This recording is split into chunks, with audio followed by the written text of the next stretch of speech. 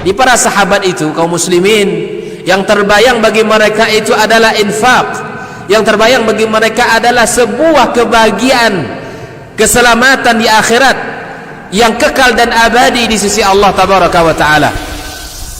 Semua kita boleh klaim sekarang, kamu cinta Nabi, cinta Ustaz.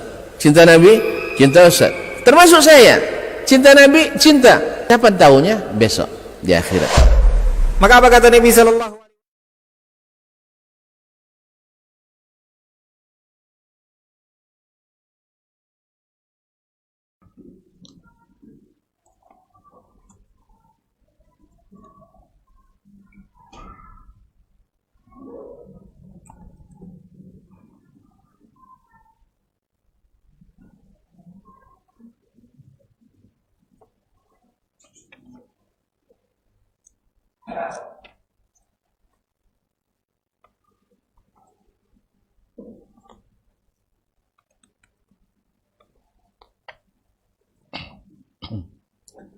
Bismillah. Assalamualaikum warahmatullahi wabarakatuh.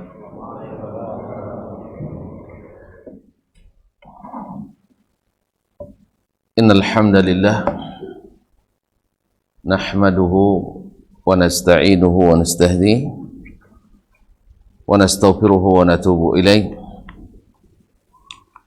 wa na'udzu billahi min shururi anfusina wa sayyiati a'malina. من يهده الله فلا مضل له ومن يضلل فلا هادي له أشهد أن لا إله إلا الله وحده لا شريك له وأشهد أن محمدا عبده ورسوله صلى الله عليه وعلى آله وأصحابه ومن تبعهم بإحسان إلى يوم لقائه. يا أيها الذين آمنوا اتقوا الله حق تقاته ولا تموتن إلا وأنتم مسلمون. يا أيها الناس اتقوا ربكم الذي خلقكم من نفس واحدة وخلق منها زوجها وبث منهما رجالا كثيرا ونساء واتقوا الله الذي تساءلون به والأرحام إن الله كان عليكم رقيبا. يا أيها الذين آمنوا اتقوا الله وقولوا قولا سديدا يصلح لكم أعمالكم ويغفر لكم ذنوبكم ومن يطع الله ورسوله فقد فاز فوزا عظيما. أما بعد فإن أصدق الحديث كتاب الله وخير الحدي حدي محمد صلى الله عليه وسلم وشر الأمور محدثاتها وكل محدثة بدعة وكل بدعة ضلالة. معاشر المسلمين معاشر المسلمات رحمني الله وإياكم. Alhamdulillah pada subuh ini tidak hujan lagi. Ya, kita berada di salah satu dari tempat yang paling dicintai Allah. Ahabbul biqa'i ilallah al-masajid. Tempat yang paling dicintai Allah adalah masjid-masjid. Ini adalah nikmat yang Allah berikan di saat kita bisa menikmati tempat-tempat seperti ini. Kemudian salat subuh berjamaah, mudah-mudahan kita berada pada zimmatullah, jaminan Allah subhanahu wa ta'ala. Kalau Allah yang menjamin, maka tidak ada yang bisa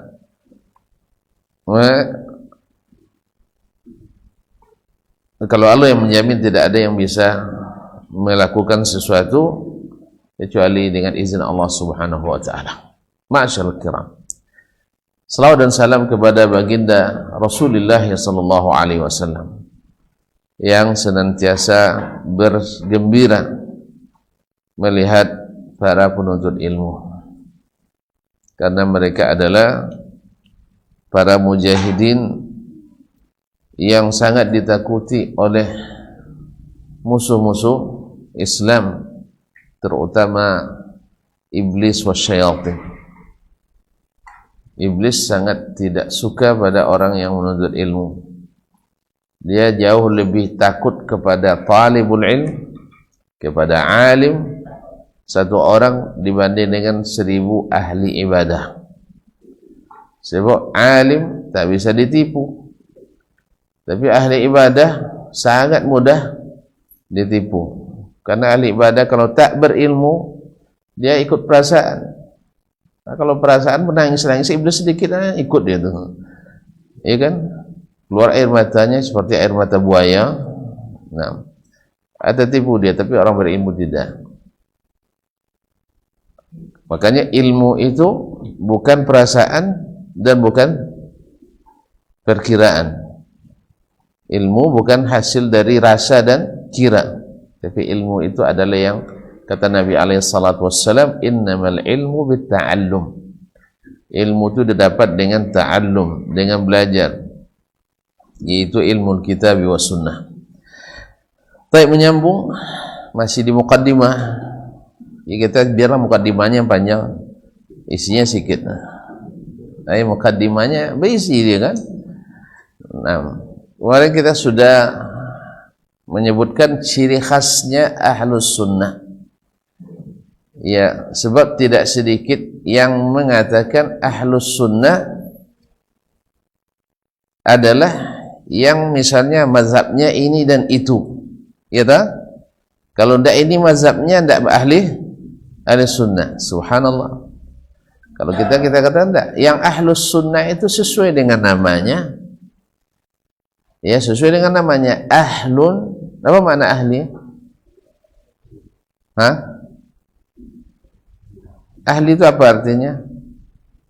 Tak tahu ya, bahasa Arab. Kalau ahli bahasa kita, iyalah ahli artinya pakar kan itu ya, profesional. Sebulan ahli komputer berarti profesional komputer, pakarnya. Bulan ahli menipu, pakar dalam tipu menipu misalnya, ahli ya. Tapi nah, makna ini juga ada. Ahli itu adalah sesuatu yang mulazim, yang selalu bersamanya. Maka disebutlah keluarga kita ahlu baitina atau ahluna. Disebutlah keluarga itu sebagai keluarga kita, ahluna, sebab mereka selalu bersamanya, baik bersama secara fisik maupun secara psikis. Ya, fisik jelas, karena rata-rata antara suami dan istri selalu bersama, kecuali di waktu monggok saja. Atau monggok, tidak tahu ya. Waktu merajuk, ada istilah monggok itu, minggat hasilnya. Jadi merajuk, minggat ke rumah orang tua. Baru sehari dia minta dijemput lagi. Istri belum selesai dan tak mau dijemput, nak pulang malu sama orang, akhirnya kumpul keluarga. Makanya besok kalau merajuk jangan lari ke rumah keluarga, enggak, lari ke masjid. Tidak ada yang buka masjid Ubay ini, boleh buka. Iyalah, bilang untuk apa datang, nak itikaf dulu. Kan gampang itikaf ini kaum muslimin dan muslimat. Tapi kalau lari ke rumah orang tua, nanti orang tua berbantah sama mereka, gitu?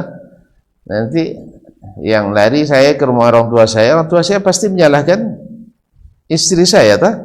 Akhirnya diteleponnya, biasanya itu anakmu.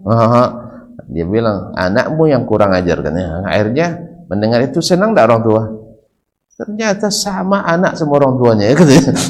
Sama-sama luar biasa kurangnya. Akhirnya sama-sama kurang, sama-sama menghajar jadinya karena sama-sama kurang. Ya, mereka bilang kurang ajar. Nah, itu kaum muslimin dan muslimat dirahmati Allah. Sampai situ pula kita tadi. Apa pasal Pak? Ahli. Nah, bagus itu, ahli. Jadi keluarga. Nah, kalau begitu ahlus sunnah adalah yang selalu bersama sunnah. Itu yang pastinya. Maka kita yang ahlus sunnah itu lebih luas cakupannya. dari hanya sekedar terbatas pemikiran, aliran atau mazhab. Makanya Ahlus Sunnah itu lebih bersifat umum. Siapapun yang senantiasa bersama sunnah, maka dia Ahlu Sunnah. Makanya kita juga tidak boleh mengatakan Ahlus Sunnah itu yang ngaji di Masjid Ubay bin Ka'ab ahli sunnah. Kalau yang ngaji di masjid lain ahli tidak boleh kaum muslimin dan muslimat. Lebih kecil lagi. Makanya kaum muslimin dan muslimat dirahmati Allah, kita akan sering mendengar hari ini itu ahli sunnah yang asli itu adalah yang suka bid'ah.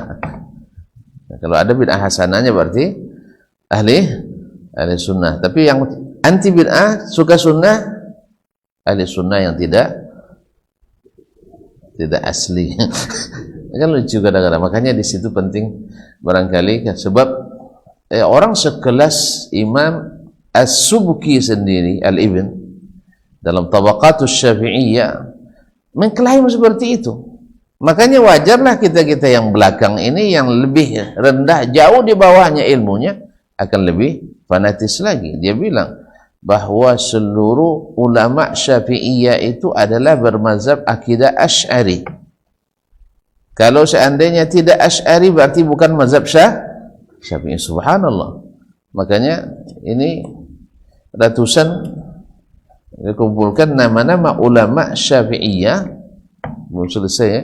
Ulama Syafi'iyah, dan ada yang lebih dulu dari saya mengumpulkannya, ulama-ulama mazhab Syafi'i yang tidak menerima akidah Asy'ari. Kalau kita dengarkan angguk-angguk kita, apalagi zaman ini hampir 100% orang dunia Islam menganut akidah aliran Asy'ari atau Maturidi. Nah, kita katakan keliru. Kita katakan keliru karena pada asalnya akidah itu sesuai dengan fitrah. Orang berkoar-koar mengatakan nanti mengingkari misalnya Allah Subhanahu wa taala begini dan begitu sesuai Al-Qur'an dan Sunnah, tapi dia sendiri menunjuk juga ke atas kan. Karena fitrah. Ketika berbicara tentang Allah pasti menengadah ke atas, dan lisannya pun selalu mengatakan Allah di Bapak jangan risau Pak, ada yang di ini. Lalu ditanya, Ustaz kalau gitu Allah di atas? Salah tunjuk saya. Tidak boleh ditunjuk rupanya. Subhanallah kaum muslimin dan muslimat.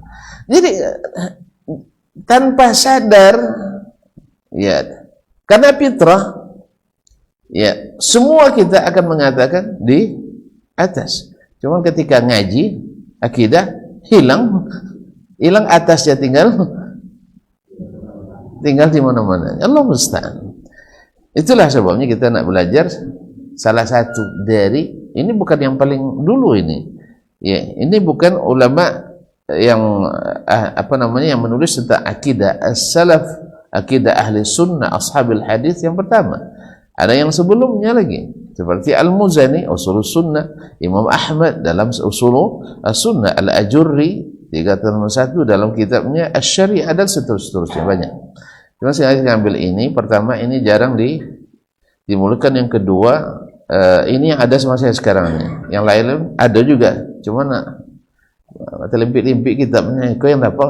Nah, yang ketiga, karena ini jarang maka kita hidupkan karena beliau terkenal juga di kalangan ulama-ulama akidah. Ma'asyarul kiram, kemarin sudah sebutkan ciri khasnya Ahlus Sunnah itu akrab dengan sunnah di bidang apapun, dan anti terhadap lawan sunnah. Apa lawan sunnah? Hati-hati tentu kalimat. Ya, lawannya pasti bid'ah. Lawan sunnah itu adalah bid'ah. Taib, sesuai tak? Iya, sebab Nabi menjadikannya lawan daripada sunnah itu adalah bid'ah. Beliau sebutkan, akan kalian lihat nanti setelah saya Tiada. Bid'ah itu baru ada setelah Nabi wafat. Makanya kalau ada yang klaim terjadi bid'ah zaman Nabi, berarti tidak membuat definisi sendiri terhadap bid'ah. Ini orang kan mengkanter definisi bid'ah yang buat oleh atau yang didefinisikan oleh para ulama. Ini definisi Asy-Syatibi ini kena, kita harus dirubah definisinya. Berarti bid'ah itu adalah sudah ada sejak zaman Nabi, lalu Nabi setujui bid'ah. Subhanallah. Kaum muslimin dan muslimat dirahmati Allah, di zaman Nabi belum ada bid'ah. Karena definisi bid'ah itu sesuatu yang diada-adakan setelah Nabi alaihi salatu wassalam. Maka Nabi katakan, fa innahu may ya'ish minkum ba'di, siapa yang hidup di antara kalian setelahku, fasayara ikhtilafan katsiran, akan melihat perselisihan yang banyak. Apa sebab? Sang pemutusnya sudah pergi. Iya kan? Waktu itu turun ayat, fala wa rabbika la yu'minuna hatta yuhakkimuka fima shajara bainahum. Kalau hari itu orang tak berani untuk tidak bertahkim kepada Nabi alaihi salatu wassalam. Kalau sekarang, walaupun kita hafal 1 juta hadis, hidup Imam Ahmad hari ini hafal 1 juta hadis, 1000 hadis, orang tak akan mau kembali kepadanya. Pasti Imam Ahmad dituduh, itu pemahaman anda, itu pemahaman anda, itu pemahaman anda. Seolah-olah Nabi tidak membawa pemahaman. Nabi tidak paham hadisnya. Makanya hadis itu ditafsirkan dengan hadis Nabi SAW. Khususnya masalah ini, masalah yang sangat krusial ini, harusnya hadis itu ditafsirkan hadis itu sendiri. Nabi katakan, siapa yang hidup setelahku di antara kalian akan melihat perselisihan yang banyak. Apa sebab? Karena kalian tidak lagi kembali kepadaku. Sebabnya adalah masing-masing membuat sesuatu yang baru. Kalau seandainya yang lama bersatu, kan? Sahabat bersatu enggak?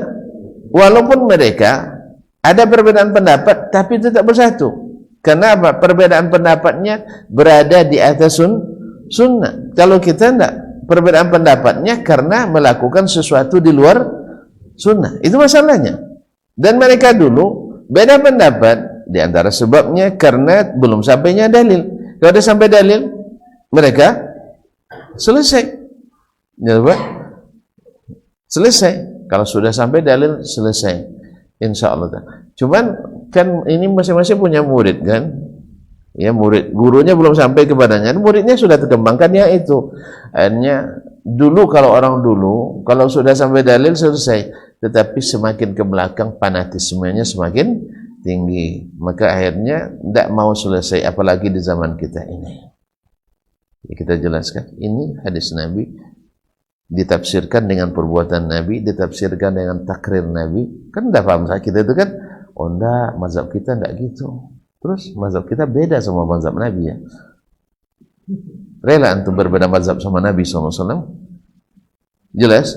Jadi ma'asyarul muslimin wa muslimat dirahmati Allah. Tapi jangan salah paham pula bahwa kita tidak boleh bermazhab. Ini yang keliru. Bukan. Kita ini tumbuh semuanya dari mazhab. Kalau tidak nanti bikin mazhab sendiri juga kita. Ya. Kita tumbuh belajar, guru-guru kita rata-rata mereka belajar dari mazhab. Coba sebut siapa guru yang paling senior di sini? Tidak ada, junior semuanya. Nah ini memang tidak ada junior, mau junior semua. Tentu suka guru-guru yang junior nampaknya. Panggil yang senior-senior. Kaum muslimin dan muslimat yang paling senior pasti dulu belajarnya fikihnya fikih Syafi'i, akidahnya macam-macam. Asy'ari ada, Maturidi ada. Yang filsafat pun ilmu kalam ada. Kaum muslimin dan muslimat campur-campur. Nah, sekarang kita alhamdulillah dengan ngaji. Ternyata akidah salaf itu beda dengan yang kita pelajari sebelumnya. Apa sebab? Metodologinya berbeda. Makanya disebutkan ciri khasnya kemarin. Yang pertama ciri khas yang kemarin adalah ittiba al-kitab was sunnah, hanya mengikut kitabullah dan sunnah Rasulullah sallallahu alaihi wasallam fi kulli qadiyatin, dalam setiap masalah kita. Jadi mengikut sunnah. Kalau ngikut, saya nak nanya, pengikut yang setia dan taat banyak mendebat atau tidak banyak mendebat?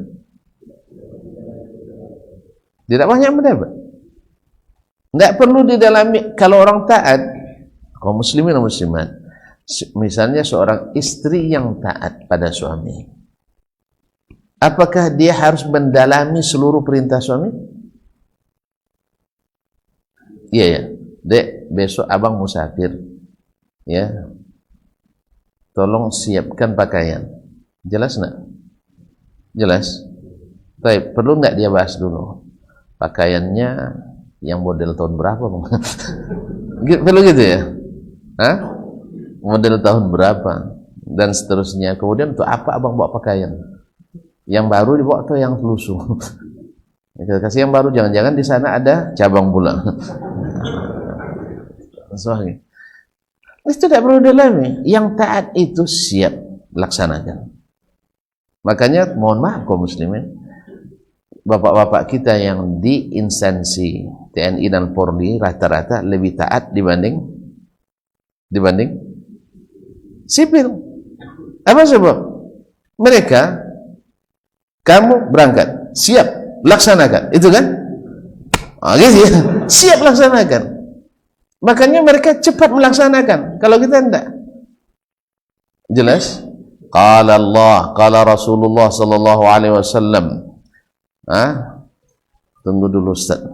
Ya tunggu dulu. Tunggu dulu. Itu pemahaman dulu, pemahaman sekarang beda. Itu mazhab Rasulullah. Kalau mazhab kita, itu mazhab. Kalau orang sipil lambat. Makanya orang sipil suka suka demo, suka protes. Apa sebab? Karena hilang ketaatannya. Makanya pengikut yang setia, mereka tidak banyak protes, dan tidak banyak protes, cenderung dan relatif lebih aman. Stabilitas agamanya, stabilitas keamanannya. Kalau sempat tentara semuanya mungkin aman gitu ya.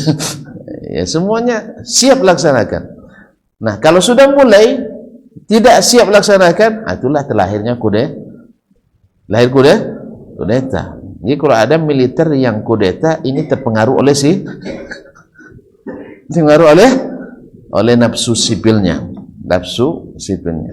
Oleh itu kaum muslimin dan muslimat, makanya para malaikat, coba lihat, untuk lihat malaikat disuruh Allah sujud, apa dia lakukan? Sujud. Ini perlu pendalaman dulu ya Allah, begitu ya. Nah, kita buat penelitian dan survei dulu. Ya, dibuat angket, malaikat setuju atau tidak. Begitu dulu ya. Padahal malaikat kalau nak bikin angket kan cepat selesai kan. Dia dipoting dulu. Sebab masalah besar nih, sujud kepada selain Allah. Secara logis dan secara filosofis ini niat pas. Merusak tauhid. Masa sujud kepada selain Allah? Jangankan sujud kepada selain Allah, Musa saja melihat Khadir membulubangi kapal, diingkarinya enggak? Diingkarinya, mungkar enggak? Ini enggak, wajarlah iblis. Wajar iblis mengingkari itu, sebab disuruh sujud kepada selain Allah. Cuma iblis dulu enggak dapat alasan ini. Orang-orang belakangan baru. Iblis lebih hebat imannya daripada Adam katanya. Apa sebab? Tidak mau sujud kepada selain. Mantap. Jadi iblis imannya lebih kokoh dari Ada yang mengatakan itu. Alasannya apa? Iblis tak mau sujud kepada selain Allah demi menjaga kemurnian tauhid. Iblis sendiri tidak ketemu alasan ini dulu. Iblis alasan ini tidak diketemukan. Yang dia temukan alasan saya lebih sombongnya. Berarti memang pakar-pakar sekarang lebih hebat dari sebagian ya, lebih hebat dari iblis dalam melontarkan subuhatnya. Jadi katakan bahwa iblis lebih hebat, lebih kuat imannya daripada Adam alaihissalam. Pasalnya apa? Adam disuruh sujud, malaikat disuruh sujud, sujud langsung. Tapi iblis tidak, protes dulu. Coba, kalau sudah mulai protes, selamat pun enggak? Selamat pun enggak? Enggak. Malaikat kan pernah mencoba untuk kalau dalam bahasa kita apa gimana ya, keberatan ya, menyampaikan opsi keberatan, bukan opsi tidak percaya ini, keberatan. Ketika Allah sebutkan akan menciptakan seorang hamba menjadi khalifatullah di bumi, mereka kan bilang, kenapa manusia ya Allah? Mereka itu suka menumpahkan darah, suka buat kerusakan, illegal logging, iya dah, merusak lingkungan. Kenapa orang-orang seperti itu? Allah jawab, ana a'lamu ma la ta'lamun. Ana a'lamu ma la ta'lamun. Inni a'lamu ma la ta'lamun. Saya tahu apa yang kalian tidak tahu. Makanya setelah itu Allah uji, wa 'allama Adam al-asma.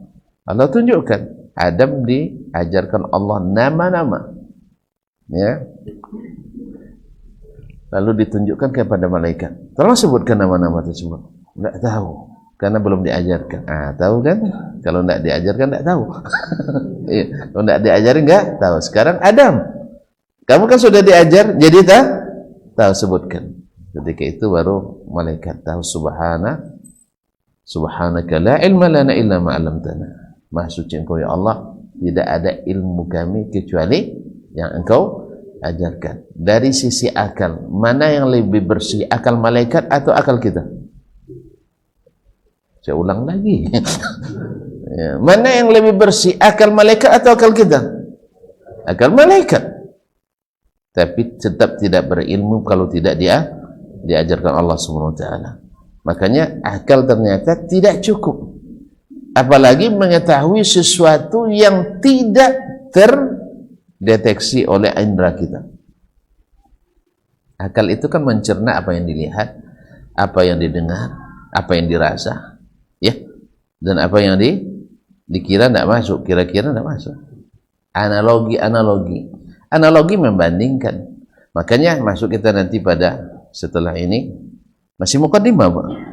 Masih mukaddimah. Tentu harus sabar yang saya. Ya, saya sabar dulu belajar Fathul Bari, baca mukaddimah 1 jilid besar. Ya, hadis sehari itu 1 jilid besar. Berapa majelis tuh, Pak? Kalau sempat majelisnya kayak kita 5 tahun tak selesai. Rasanya sekali sepekan. Kami 5 hari saya sepekan. Itu pun baru selesai 3 tahun lebih sedikit. Lama mukaddimahnya. Jadi tentu nanti harus ikut juga mukaddimah ini, agak lama nih gitu. Ini kalau udah masuk, udah paham mukaddimah, khatimahnya insyaallah. Makanya khatimah, mukaddimahnya harus meyakinkan supaya ujungnya memantapkan. Jangan awalnya ragu, ujungnya bimbang. Ada. Ya, kan itu ya. Kalau penelitian orang kan harus apa namanya rumusan masalah. Ya harus bikin masalah dulu. Harus bikin. Kalau enggak, kita dari awal sudah selesaikan masalahnya. Setelah itu nanti baru di ujungnya penelitian ini masih perlu dilanjutkan. Ini masih banyak kekurangan yang harus disempurnakan. Kalau Al-Quran tidak, itu metodenya. Dzalikal kitabu la raiba fihi hudal lil muttaqin. Ini adalah Alkitab yang tak ada keraguan padanya. Jadi petunjuk bagi orang yang bertakwa. Apa itu? Allazina yu'minuna bil ghaib. Nah, makanya mempelajari Al-Quran wajib beriman dulu. Wajib yakin supaya nanti menghasilkan takwa. Kalau kita enggak, disuruh ragu dulu. Nah, ini perbedaan metodologi as-salaf dengan khalaf. As-salaf itu yakini dulu lalu dipelajari. Kalau khalaf ragui dulu, habis itu dibimbangkan. Makanya akidah yang tidak mengikuti metodologi as-salafus salih, maka selalu melahirkan orang-orang yang ragu. Sehingga kalau orang ragu banyak tanya. Orang banyak tanya biasanya tidak mau Nak mau bekerja. Makanya saya katakan, kalau sudah mulai banyak beralasan, alamat tak akan melaksanakan. Percayalah. Antum, bapak nanti punya, siapa yang direktur sekarang? Tidak ada yang ngaku ya. Baik, direktur rumah tangga. Antum punya anak 3. Yang satu tipenya, setiap disuruh langsung pergi. Ya, saking cepat menerima perintahnya, kadang lupa bawa piting. Balik lagi. Nak beli gula ke apa? Ke warung ya? Siap. Terbang dia, ambil sepeda langsung berangkat. Setengah jam pergi, balik lagi. Mak, duitnya mana? Ini terlalu cepat, belum paham dia, langsung pergi. Yang kedua, enggak, cepat menerima, cuman dia paham. Dia bilang, beli apa? Gimana? Mana duitnya? Nanti utang aja dulu misalnya kan. Soalnya pandemik ini banyak utang ini. Jadi kaum muslimin, akhirnya dia ini mencerna, tapi tidak ngeyel. Nah, ada yang ketiga. Yang ketiga, ini yang paling hebat ini, kritis. Mak, untuk apa beli gula? Nanya dia. Pokoknya harus diketahui dulu, Mak, alasan logis dan filosofisnya. Baru nanti keluarkan naskah akademisnya. Dipelajari dulu. Kan ayahmu mau pulang nanti mau teh. Ayah itu udah biasa ngeteh di kantor, Mak. Jangan dikasih teh lagi di rumah. Nanti penyakit gula. Iya, nanti ayahmu marah. Kalau ayah marah bilang saya. Ini jadi beli gula nih. Jadi beli gula? Enggak. Padahal gula itu bukan hanya untuk bikin teh. Bikin kue perlu gula. Kadang sebagian rumah masak pakai gula. Kadang marah-marah pun karena gula. Naik gula darahnya, marah dia. Jadi gula itu banyak gunanya.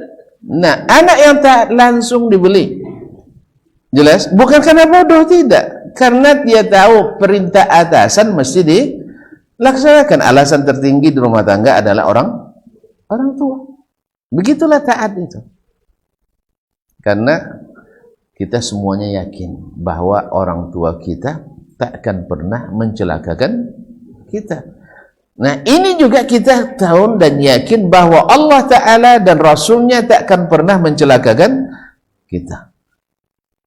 Oleh sebab itu, bahasa yang digunakan dan dipilih oleh Allah dalam Al-Quran adalah bahasa yang mubin. Bahasa yang jelas. Bukan jelas saja, Ustaz, menjelaskan. Kalau mayyin jelas, tapi mubin menjelaskan. Sama dengan air tahir, ya, suci, belum tentu menyucikan, tapi tahur, suci dan menyucikan. Ini beda. Jadi kaum muslimin dan muslimat dirahmati Allah SWT, Al-Quran diturunkan dengan mubin. Ini kalau ditanya lagi, apa makna mubin? Menjelaskan. Nah, apa maknanya? Menjelaskan yang jelas. Mubin itu dalam bahasa Arab baru dikatakan perkataan itu mubin dengan 2 syarat. 1, yang berbicara mampu mengungkapkan apa yang dia inginkan. Ya, itu yang pertama. Yang kedua, si pendengar mampu memahami apa yang dibicarakan. Jelas? Nah, syarat pertama, yang berbicara mampu mengungkapkan apa yang dia inginkan. Syarat kedua, yang mendengar mampu memahami apa yang diucapkan. Kalau tidak begini, itu tidak mubin namanya. Makanya sekarang kita nanya, Al-Quran yang berbicara siapa? Allah. Mampu tidak Allah mengungkapkan apa yang dia inginkan? Mampu. Sekarang yang lawan bicara siapa? Umat Islam. Yang dalam hal ini orang Arab dulu yang menerima pertama kali. Orang Arab mampu tidak dia memahami Al-Quran tersebut? Mampu? Kalau tidak mampu berarti Quran tidak mubin. Jelas? Nah, makanya Allah pakai bahasa apa? Arab. Arab yang lain atau Arab yang itu juga? Arab yang itu juga. Arab yang dipahami oleh orang Arab sejak dalam kandungan lagi. Paham sejak kandungan? Sejak nyusu dah paham dia. Bahasa Arab itu yang dipakai. Cuman walaupun demikian tetap tak bisa ditiru. Apa pasal? Sebab ini perkataan Allah, bagian dari sifatnya. Sifat Allah tak bisa ditiru. Sedangkan perkataan Nabi SAW adalah perkataan beliau, bagian dari sifatnya makhluk. Makanya perkataan Nabi banyak ditiru dan dipalsu. Jelas? Ada tak kumpulan ayat-ayat palsu? Ada ini. Siapa menulisnya? Orang Ubay? Tidak ada kumpulan ayat-ayat palsu, kan tidak ada. Orang mencoba nak memasukkan ayat tapi masuk keranjang sampah.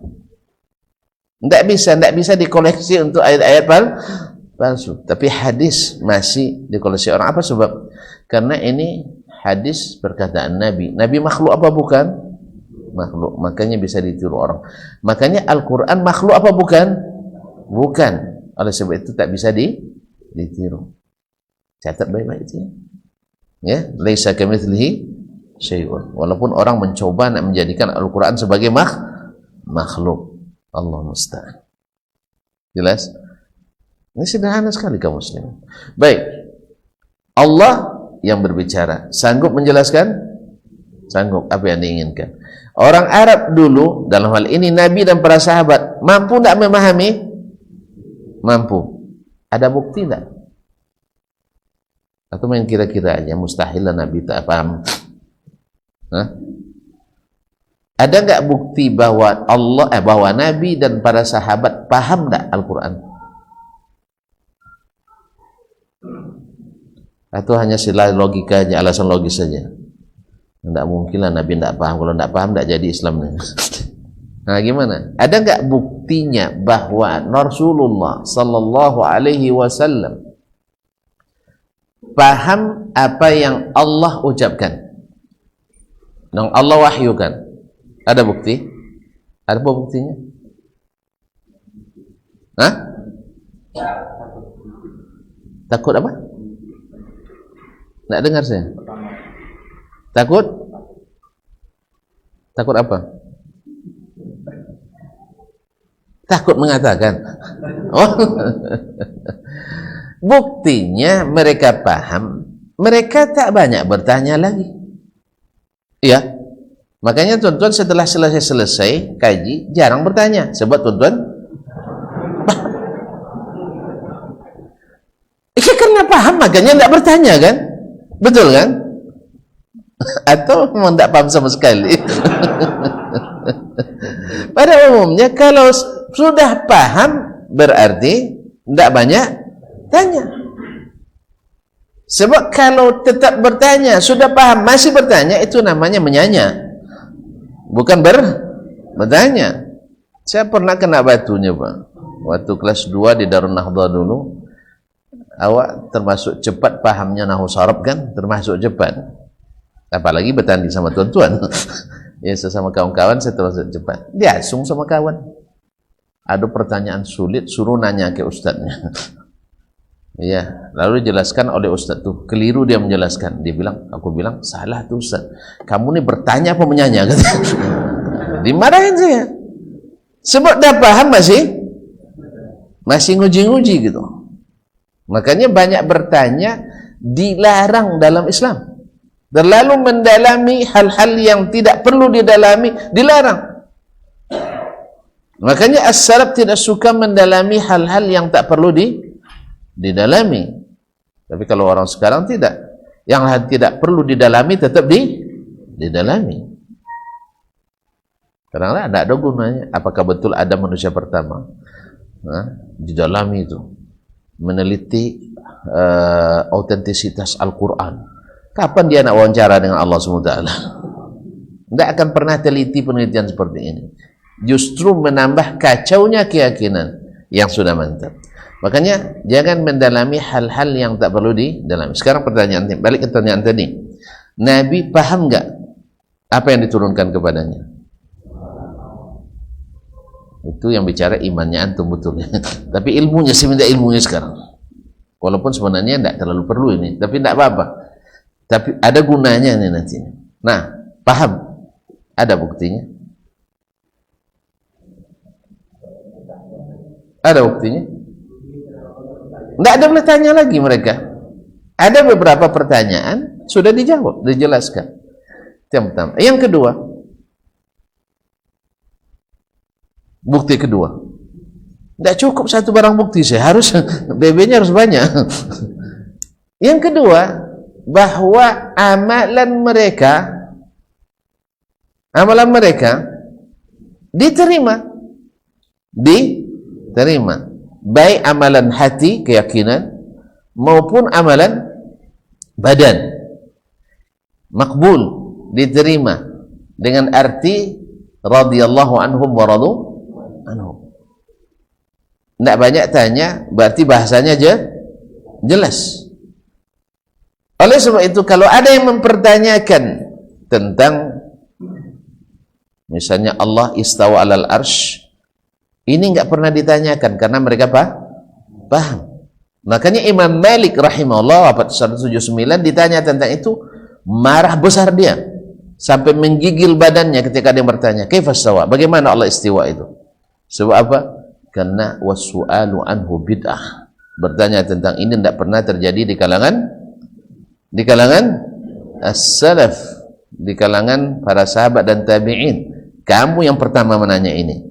Sehingga sampai hari ini masih ada masalah yang tidak terselesaikan. Ya, berkelahi kita gara-gara Allah istiwa di arsy atau tidak, atau dia pergi kemana? Mana-mana. Allah sudah jelaskan pada kita, jadi tidak jelas. Apa sebab? Masuk ilmu yang bukan ilmu Islam dicampur dengan ilmu Islam, dan tidak sedikit diantaranya adalah warisan dari orang-orang paganisme atau orang-orang musyrikin atau orang-orang yang ateis. Lalu cara berpikirnya kita islamisasi, akhirnya dicampur adukkan dengan Al-Quran dan Sunnah, sehingga akhirnya Quran dan Sunnah yang jelas jadi tidak jelas, konslet. Tentu sering saya analogikan, dia katanya tidak boleh analogi ya. Siapa bilang tidak boleh analogi? Yang tidak boleh itu analogi keliru, menyamakan Allah dengan makhluk. Tapi analogi ini air jernih, sah? Cuma gelasnya nggak ada. Saya tidak minta gelas, yang salah paham. Saya tidak bikin contoh aja. Kalau boleh, ada gelas kotor enggak? Ada gelas kotor enggak? Nggak besi enggak? Saya mau gelas kotor. Nah, ada gelas kotor, walaupun hanya setitik apa? Setitik noda. Saya masukkan air ini. Noda itu yang bersih atau airnya yang kotor? Air kotor. Makanya mencampurkan ilmu yang bukan Islam ke dalam Islam, ilmu yang bukan Islam ke dalam Islam, sering mengotori ilmu Islam. Jelas itu. Ketika kita campurkan, kita hanya Al-Quran dan Sunnah.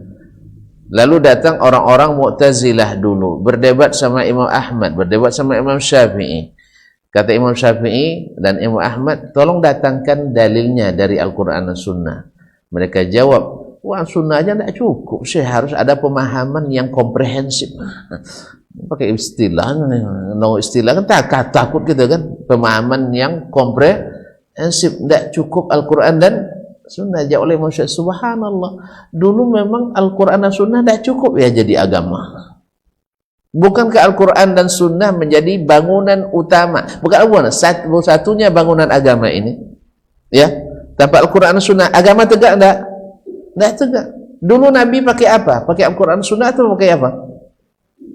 Al-Quran dan Sunnah. Enggak ada Nabi menyuruh kaum muslimin, kita Al-Quran Sunnah aja enggak cukup, harus ada metodologi berpikir yang komprehensif. Itu Aristoteles, orang danau. Mana yang duluan? Aristoteles atau Nabi? Hah? Ini gara-gara tidak ada peringatan. Nah, mana yang duluan? Aristoteles atau Nabi? Nabi lebih dulu ya lahirnya. Acharis lah. Nah, Nabi lahir 571 abad ke-6 Hijriah ya? Masih, alhamdulillah masih connect, berarti masih bisa lanjutkan. Nah, Masehi. Aristoteles wafat 324 sebelum Masehi. Ya, bukan sesudah, sebelum Masehi. Berarti mana yang duluan? Dalam Acharis lagi. Dulu Acharis lagi. Dia punya 3 murid terkenal. Yang dari sini lahirnya filsafat-filsafat Yunani itu yang diadopsi dalam filsafat barat. Kemudian filsafat barat sendiri banyak mazhabnya. Ada mazhab Syafi'inya. Ada Syafi'inya. Filsafat barat itu ada banyak pula mazhabnya. Ada mazhabnya orang Perancis, ada mazhabnya orang Jerman dan seterusnya. Tentu ahlinya lebih paham. Saya tidak ahlinya. Tahu dikit aja. Jadi kaum muslimin dan muslimat dirahmati Allah. Dan antara itu juga terjadi perang pemikiran. Nah, antara filsafat ini dan filsafat ini terjadi perang pemikiran. Intinya, Nabi tak pernah menyuruh sahabat untuk mempelajari ilmu itu untuk kesempurnaan Islam, enggak ada. Sebab Nabi tahu bahwa Islam dengan Al-Quran dan Sunnah itu sudah lengkap untuk mengolah dan mengelola alam ini, baik secara agama maupun secara hukum dunia. Jelas? Kita kan masalahnya tidak beriman masalahnya. Kalau pakai Quran Sunnah tidak cukup, Ustaz. Ya gimana kita nak bikin pesawat gitu? Ada dalam Quran bikin pesawat, tuan-tuan. Wa yakhluqu ma la ta'lamun. Allah akan ciptakan lagi kendaraan-kendaraan yang tidak kamu ketahui sekarang. Jelas ya? Ada Quran. Kalau untuk bikin pesawat, ini bukan bid'ah, ini bikin pesawat. Ini bid'ah wajib. Bid'ah yang wajib. Jelas ya? Kalau yang begini bid'ah yang betul-betul hasanah, ini bukan hasanah lagi. Ada yang wajib, ada yang sunat, ada yang haram. Bikin kasino bid'ah haram itu. Bikin pesawat untuk naik haji, ini bid'ah hasanah. Tapi bikin zikir tertentu, bid'ah dhalah.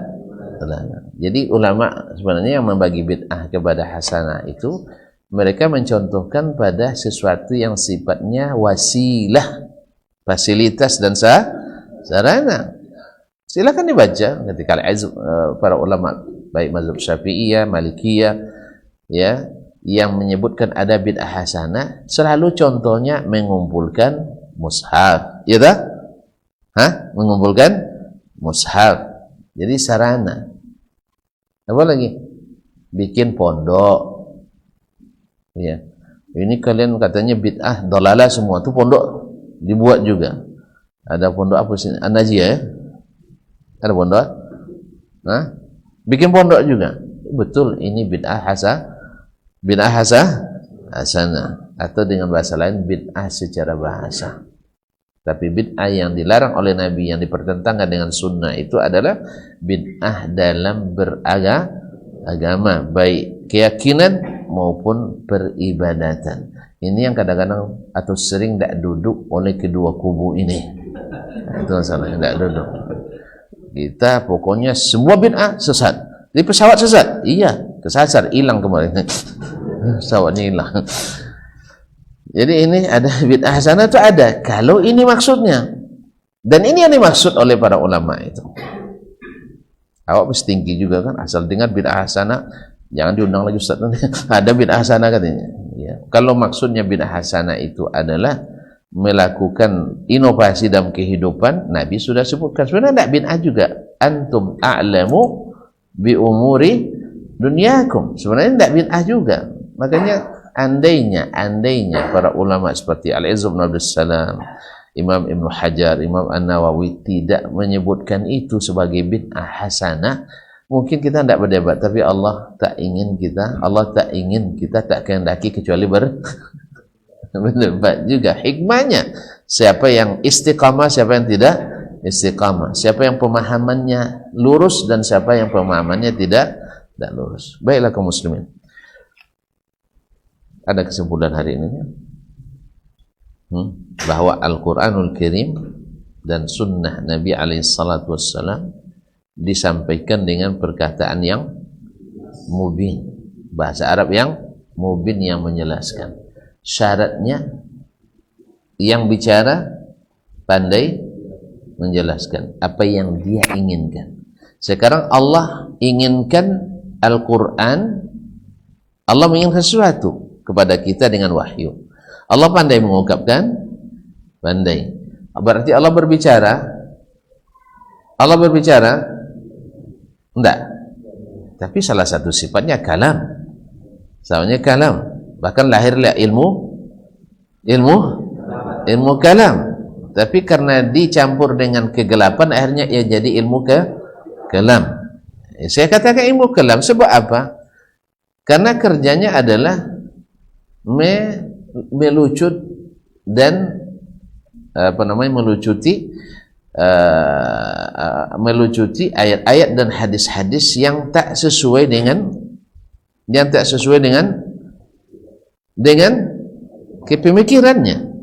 pemikirannya, dibuat kaedah-kaedah yang asalnya bukan dari Islam lalu diislamisasi karena sesuai dengan pemikiran. Akhirnya banyak ayat yang tersortir, banyak hadis yang diisolir. Banyak ayat yang disortir dan banyak hadis yang terisolir. Jelas? Ini beriman pada ayat, ini beriman pada hadisnya, cuman tidak digunakan makna aslinya. Berarti seolah-olah Allah tak pandai menjelaskan. Nabi tidak pandai menggunakan bahasa Arab yang fusha. Kita yang lebih hebat. Itulah hakikatnya. Padahal Al-Quran bilisanin Arabiyyin mubin. Hadis dengan bilisanin Arabiyyin mubin. Karena Nabi afsahul Arab. Nah, kalau demikian kita sudah minta bukti tadi. Ini kan kesimpulan ya. Kita minta bukti. Benar tidak Al-Quran dan hadis itu sudah jelas? Benar. Buktinya apa? Tidak terlalu banyak bertanya mereka. Yang ditanya sudah dijawab dan jelas. Yang kedua,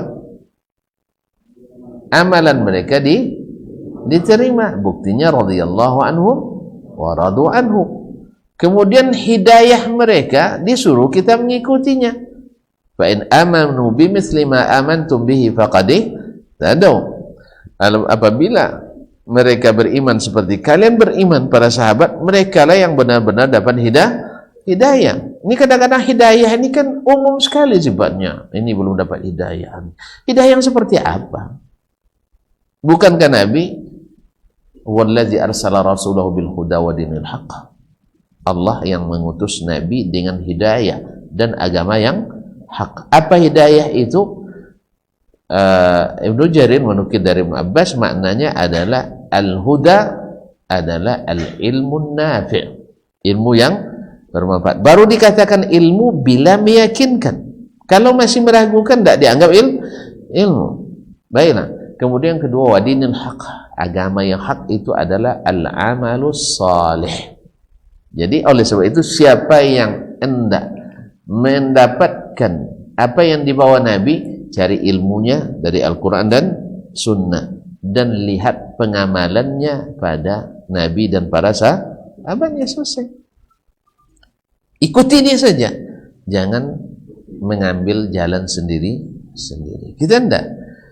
Ketika menyebut misalnya afdalul zikri la ilaha illallah, afdalul zikri la ilaha, sebaik-baik zikir itu adalah la ilaha illallah. Ya benar ini. Lalu kita jadikan model zikir la ilaha illallah yang tidak ada modelnya pada zaman Nabi Sallallahu Alaihi Wasallam. Akhirnya kita seolah-olah Nabi hanya menyampaikan teori, tak menyampaikan pemahaman. Jelas? Sehingga kita bikin zikir-zikir muqayyad, khusus, dengan bilangan khusus, dengan teori dan cara yang khusus yang tak berlaku di zaman Nabi sallallahu alaihi wasallam. Seolah-olah Nabi tidak tahu bagaimana mengamalkannya. Wallahu a'lam. Lalu kita beralasan kan secara mutlak kan si Abdul zikir. Kita katakan betul. Kita tidak boleh mentakyid, tidak boleh mengkhususkan kecuali dengan dalil. Maka dalil mutlak diamalkan secara mutlak dan dalil khusus diamalkan secara khusus. Dan kalau nak mengkhususkan sesuatu mesti berdasarkan dalil, bukan berdasarkan rasa dan keinginan. Tapi memang tidak akan mungkin kita sepakat untuk sepakat. Umat ini tak akan mungkin sepakat untuk sepakat. Tapi alhamdulillah umat ini tak sepakat berbuat salah semuanya. Ya.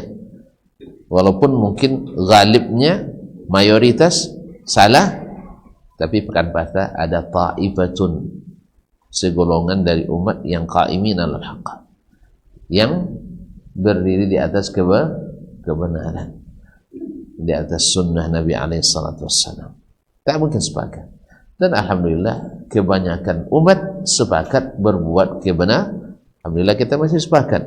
Wajibnya salat masih ya, wajibnya bikin masjid masih sepakat. Nah, ada beda dikit. Kalau ngaji jangan terlalu serius. Ngaji itu kajian terbuka aja lah. Jangan ngaji-ngaji yang memecah belah. Ngaji yang memecah belah umat. Jadi kalau ramai orang masjid nanti ngaji atau mulai memecah belah tu kan. Tapi kalau sikit-sikit aja berarti ini yang tidak memecah belah. Karena orang kalau tidak ngaji serius, ya nak ngaji serius, nak datang, tak datangnya tak serius. Tapi kalau orang yang serius cari ilmu, rugi kalau tidak datang, dan rugi kalau tidak ngamalkan. Jelas ya? Berarti mereka paham tak? Tidak paham. Oleh sebab itu disuruhlah kita mengikuti mereka. Khairul quruni qarni, thumma allazina yalunahu, thumma allazina yalunahu. Sebaik-baik generasi. Tidak mungkin dapat cap generasi terbaik kecuali karena mereka paham dan mengerjakan apa yang disuruh dan diperintah. Ya tak? Kan prestasi itu kapan? Kan hasil kerja. Makanya disitulah sebabnya kenapa kita harus kembali ke metode mereka. Nah, saat ini melihat bahwa ada fenomena kembali kepada salaf, akhirnya banyak pula yang menempel ke salaf. Banyak pula yang mengklaim bahwa semuanya ikut salaf. Akhirnya disinilah penting kita belajar bagaimana riwayat yang sahih dari mereka. Yes. Ya, semua secara umum kita menghormati salaf, tapi seperti kata Ibnu Rajab rahimahullah ta'ala, kita ini mengklaim tetapi tidak bisa membuktikan. Tidak bisa membuktikan. Nah, disinilah perlu belajar lagi kaum muslimin dan muslimat. Kalau Imam Az-Zahabi mengatakan ketika bicara tentang ahlul hadis, di mana ahlul hadis sekarang? Aina ahlul hadis? La arahum illa fi kitab atau tahta turab.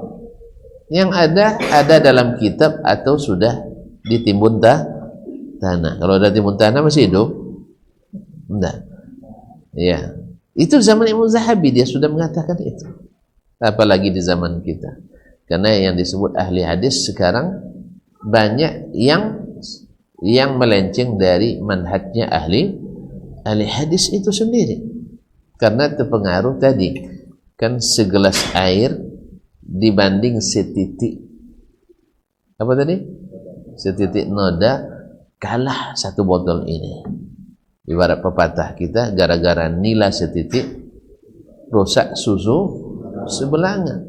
Bagaimana pula kalau seandainya justru nodanya satu ember, air bersihnya satu botol? Lebih parah lagi. Oleh itu kaum muslimin dan muslimat, kalau kita melihat hari ini bagaimana ilmu yang dipelajari, mungkin kita betul apa yang dikatakan tadi, kita lebih banyak belajar nodanya daripada belajar air bersihnya. Ya tak? Lebih banyak nodanya daripada air bersihnya. Lebih banyak subuhatnya daripada sunnahnya. Sunnah, makanya ketika datang sunnah, bersih airnya sunnah Nabi, hadis Nabi, tapi pemahamannya lahir hadas. Dari hadis lahir hadas. Ya, kalau dulu orang membersihkan hadas dengan hadis, sekarang enggak. Ini hadis sahih tapi keluar hadas. Allahumma musta'an. Oleh itu kaum muslimin dan muslimat dirahmati Allah, barangkali mukaddimah ini masih disambung nih. Ya. Ini baru poin yang pertama tadi, mengikuti kitabullah dan sunnah Rasulullah sallallahu alaihi wasallam. Karena tidak mungkin kita ikuti kecuali dengan bahasa yang jelas. Kalau bahasanya belum jelas, bisa kita ikuti? Tidak bisa. Misalnya, ayo kita naik mendaki gunung Merapi, Gunung Singgalang misalnya. Taib, lalu tidak jelaskan jalannya, bisa diikuti? Bisa diikuti? Nah, kalau kita disuruh mengikuti Al-Quran dan Sunnah, tetapi tidak jelas rupanya bahasa Al-Quran dan Sunnah, perlu ditakwil lagi, bisa kita ikuti? Tidak bisa. Gimana ikuti Al-Quran Sunnah? Al-Quran saja tidak jelas, masih maknanya abu-abu, apalagi yang sifatnya berita. Nanti ada 3 kaedah dalam mengetahui sesuatu yang gaib.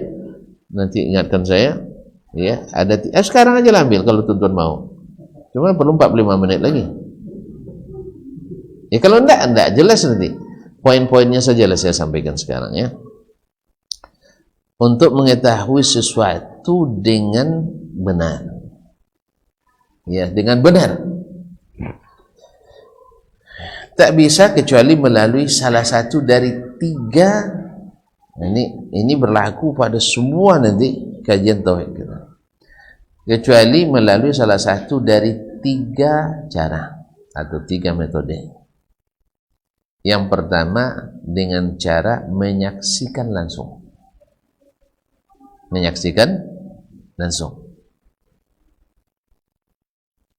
Kalau tuan-tuan nak mengetahui sesuatu, kalau disarah panjang lagi, tidak usah disarah dulu, ya. Itu aja dulu. Ya, melihat langsung. Dalam hal ini banyak dari ilmu akidah ini objeknya tak bisa kita lihat langsung. Berarti cara ini bisa dipakai dalam berakidah? Hah? Pada umumnya tidak. Khususnya untuk mengenal Allah SWT. Yang kedua, melihat sesuatu yang sama spesifikasinya dengannya, atau dengan bahasa lain yang serupa dengannya. Yang melihat sesuatu yang serupa dengannya. Dan banyak dalam masalah akidah ini tidak ada yang serupa yang kita saksikan. Ya, tuan-tuan pernah nengok malaikat? Berarti kalau dalam ini mengimani malaikat tidak bisa dengan analogi, kan berlaku nanti kias lagi, analogi kan, apalagi untuk mengenal Allah Subhanahu wa ta'ala. Makanya keliru nanti seperti dalam, ada seorang profesor yang mengatakan kalian beriman pada ada Tuhan, ya. Pernah kalian raba Tuhan? Ya, enggak. Pernah kalian lihat? Enggak. Kalau kalian cium? Enggak. Ya, kalau begitu enggak ada Tuhan tuh. Ya, bagi yang tidak berilmu tentu ngangguk-angguk. Cuman dijawab oleh anak-anak itu. Sekarang profesor kok bisa jadi profesor? Dia bilang dengan kecerdasan dan akal saya. Baik. Profesor punya akal. Iya. Pernah diraba? Enggak. Pernah dicium? Enggak. Pernah dilihat? Enggak. Berarti profesor enggak punya akal. Nah, kan itu. Ini perlu juga mana lagi. Jadi profesor enggak punya akal. Akhirnya pusing dia 7 keliling di mukanya. Hanya sama anak kecil. Ini logika-logika seperti ini kaum muslimin. Makanya tidak bisa dengan analogi. Ya, segala sesuatu yang tak terlihat langsung tidak ada, bahwa segala sesuatu di sesuatu menempati sesuatu. Ini logika yang sakit. Logika yang sakit. Banyak sesuatu di sesuatu tidak menempati sesuatu. Ya Pak. Bapak punya ilmu? Ada ilmu? Banyak bagi sedikit. Baik, di mana ilmu Bapak simpan? Di mana disimpan ilmunya? Di akal. Tayyib. Ada tempatnya di situ enggak? Enggak ada tempatnya. Ilmu itu juga tidak bisa diraba. Dia di akal tapi tidak menempati akal. Apalagi Allah di aras, tidak mesti menempati aras. Selesai kaji sebenarnya. Dah putus kaji sama sahabat tuh. Cuman Hawa karena belajar karena Yunani, akhirnya yang dah putus jadi tidak putus jadinya. Lambat putus ma'rifatnya. Lambat putus ma'rifatnya. Kalau ngaji Quran cepat putus ma'rifat, lahir karamah. Ini tidak lama sekali ngaji, dari awalnya ragu, ujungnya bimbang. Makanya kaum muslimin, Al-Quran dan Sunnah kata Imam Syafi'i dan Imam Ahmad dan imam yang lain sudah cukup. Karena akal itu, alhamdulillah, kita semua diberi akal Allah SWT, kadarnya sama kan? Tidak percayalah kita timbang akal kita. Rata-rata sama timbangan akalnya. Cuman bedanya digunakan atau tidak digunakan. Maka ada anekdot dulu waktu Pak Baharudin Lopa jadi dubes di Arab Saudi, dia cerita ada pameran menjual otak di Amerika. Ternyata otak yang paling diminati otak orang Indonesia kan? Karena masih running. Tuh running belum digunakan ya. Iya, ini bahasa beliau bukan bahasa saya ya. Tuntut beliau udah meninggal. Rahimahullah. Jadi dia bilang gitu. Artinya dia ingin mengajak kita untuk menggunakan akal. Digunakan, kenapa tidak? Yes ya. Cuman akal punya batasan dan wahyu tanpa batas. Yang kedua selesai ya. Yang ketiga adalah melalui berita yang benar. Jadi satu melihat langsung, dua melihat yang sama, yang ketiga melalui berita yang benar. Nah, kalau mengenal Allah tak bisa jalan pertama, tak bisa jalan kedua, berarti tinggal jalan ketiga. Beritanya ada dalam Al-Quran dan Sunnah. Al-Quran dan Sunnah pakai bahasa jelas atau tidak jelas? Saya jelas. Buktinya jelas, sahabat tidak nanya lagi. Ketika Allah bilang Ar-Rahmanu ala arsyish istawa, sahabat bertanya, tidak ada tanya. Paham tak? Bahwa maknanya adalah istawa, di atas. Selesai. Soal bagaimananya, nah, kalau antum sudah masuk ke bagaimananya, antum sudah masuk alam analogi. Metode kedua tadi, ini batal demi hukum. Laisa kamitslihi syai'un, batal demi hukum, tidak sesuai dengan hukum akal nih. Jelas Pak? Makanya banyak yang sakit akalnya gara-gara digunakan untuk beban yang sangat berat. Banyak yang blank gara-gara itu. Ya, banyak yang berurusan dengan rumah sakit jiwa. Makanya di kalangan sahabat tak ada orang belajar agama yang putus tali aki, tidak ada. Tidak ada yang berurusan dengan rumah sakit jiwa gara-gara belajar agama. Tapi di zaman kita luar biasa. Sampai-sampai ketika baru masuk jurusan ilmu filsafat, dia bilang sama ayahnya, "Iya, ini anekdot ya." Ya, sejak saya belajar ilmu filsafat nih ya, saya ragu ayah saya, katanya. Jawab sama ayahnya, "Betul nak, anak sejak kamu kuliah di situ, ayah pun ragu kamu anak saya." Kan? Sebab apa? Diajarkan segala sesuatu jangan diyakini secara a priori kecuali setelah ada penelitian yang komprehensif. Akhirnya ayahnya sendiri diragukannya, maknya diragukannya. Allah musta'an. Sampai saya teliti dulu. Ini karena haji salah pasang tadi. Makanya kaum muslimin dan muslimat, nanti kita dalam ilmu akidahnya as-salaf ahli hadis, bukan mereka tidak gunakan akal, jangan salah paham, tapi mereka tahu kadar dan kesanggupan akal. Mereka jadikan akal itu di bawah wahyu, bukan sebaliknya di kalangan khalaf, akal menjadi pengemudi, akal menjadi rujukan wahyu. Kita balik, karena ini yang berlaku. Akal itu menjadi alat untuk memahami wahyu, dan wahyu menjadi pengambil keputusan dalam segala agama ini. Oleh itu mudah-mudahan Allah masih memberi kesempatan. Ini baru pembukaan, baru mukadimah, akan berlanjut insyaallah. kita akan melanjut series berikutnya. Sampai berjumpa kembali. Tapi untuk hari ini dah ada kesimpulan tadi ya? Dah? Untuk hari ini sudah kan? Hah? Sudah? Atau diulang lagi? Alhamdulillah. Jadi Al-Quran dan hadis cukup untuk memahami dan menegakkan agama ini. Baik, wallahu taala alam wa sallallahu ala nabiyyina Muhammadin wasallam. Terima kasih dan mohon maaf. Subhanakallah bihamdik asyhadu an la ilaha illa anta astaghfiruka wa atubu ilaik.